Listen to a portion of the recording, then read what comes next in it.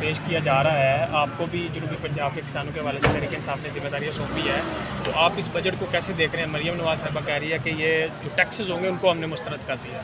بسم اللہ الرحمن الرحیم۔ دیکھیں، پنجاب کو تو بڑا پیسہ مل رہا ہے، مرکز میں بھی جیلی حکومت مریم کی ہے، 4000 ارب جو ہے نا پنجاب کو وفاق نے دی ہے، اب دے رہے ہیں اس بجٹ میں بھی۔ کسان دشمن پالیسی، پاکستان دشمن پالیسی ہے، ان کے رگوں میں ہے کہ کسان اور مزدور کو ذبح کرنا۔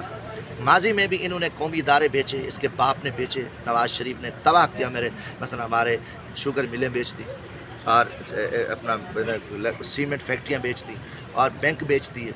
ابھی بھی جو ہے نا یہ انہوں نے کسان کو تباہ کر کے، کسان کو مار کے انہوں نے سوچا ہے کہ بھئی ہم ان سے انتقام لیں گے۔ اس میں نہ کسان ہے نہ مزدور ہے، سنتے بیٹھ گئے ہیں۔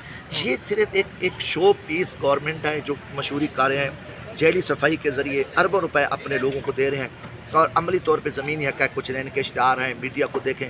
پچھلے دنوں میں نے قومی اسمبلی میں کہا کہ ان کا جو اپنا سوشل میڈیا پاکٹ، ان کا جو مسلم لیگ نون کا اور الیکٹرانک میڈیا اور جو پرنٹ میڈیا، ان کو اربوں خربوں روپے کے اشتہار دیے ہیں، 4 دفعہ جواب موصول نہیں ہوا۔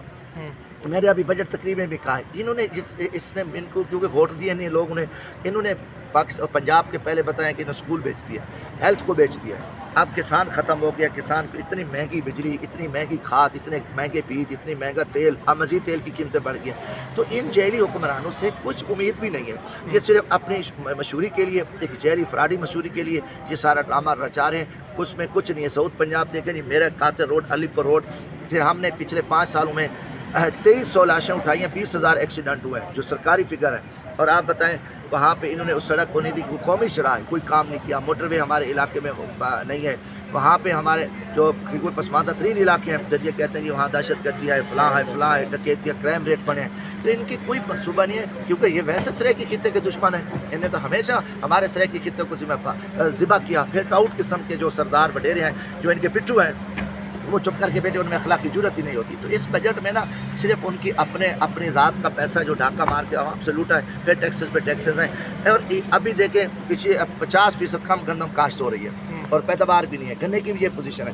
پھر یہ باہر سے مہنگی گندم خریدیں گے، اپنے کسی قریب کو ٹھیکے دیں گے جو اربوں روپے، خربوں روپے، 400-500 ارب روپے کی یہ خریدیں گے، پھر وہ لوٹ مار کریں گے اور یہ رونا، اور پھر گندی گندم جو ہے نا وہ مہنگے داموں بیچیں گے۔ تو ان کی جو پالیسی ہے پاکستان دشمن پالیسی ہے، اور انڈسٹری بند ہے۔ میں کتنی دفعہ کہا کہ میرے صرف مظفر گڑھ میں 20,000 لوگ جو ہے نا بلوں سے نکل گئے اور ان کو فیکٹریاں بند ہوئی ہیں، روزگار نہیں ہے۔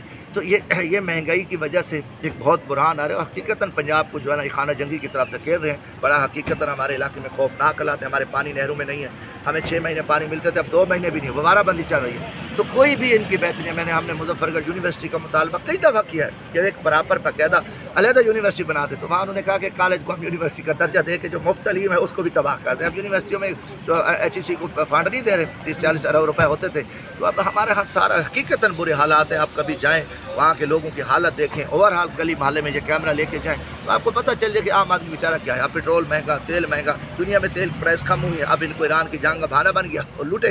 12 ایک دن لاوا تو پکا ہوا ہے، لاوا پھٹ جائے گا۔